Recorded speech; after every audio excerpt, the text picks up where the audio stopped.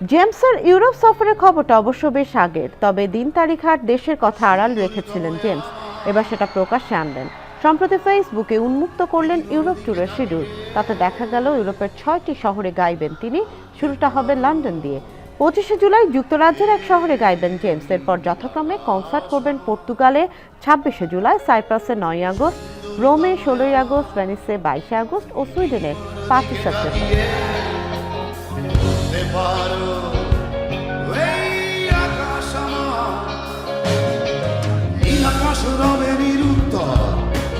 মানুষ আমি চেয়ে দেখো, নীল আকাশ রবে নিরুত্তর।